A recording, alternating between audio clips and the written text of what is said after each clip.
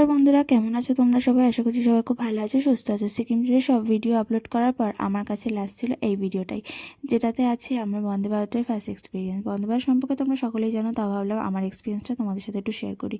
যেখানে বন্দে ভারতে ওঠার পরে আমাদেরকে দিয়ে দিয়েছিল প্রথমেই একটা জলের বোতল, আর তারপর দিয়ে দিয়েছিল আমাদেরকে বিকালে স্ন্যাক্স, যার মধ্যে ছিল একটা ছোটো চিড়ে ভাজা, কচুরি, তারপর ছিল চকলেট ক্যারামেল পপকর্ন, তারপর আমাকে দিয়েছিল আদ্রাক জ্যাক, এক একজনের এক রকম ফ্লেভার দিয়েছিল।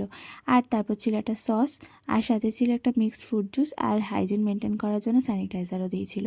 ব্যাস, আমি তো চাটা একটু এনজয় করলাম। আর যেহেতু আমাদের এর মধ্যে ডিনার ইনক্লুডেড ছিল, আর আমাদের ছিল ভেজ থালি, তার মধ্যে ছিল রাইস, ডাল, একটা ভাজা, আর ছিল পনিরের তরকারি আর দই, আর সাথে চাটনিও দিয়েছিল।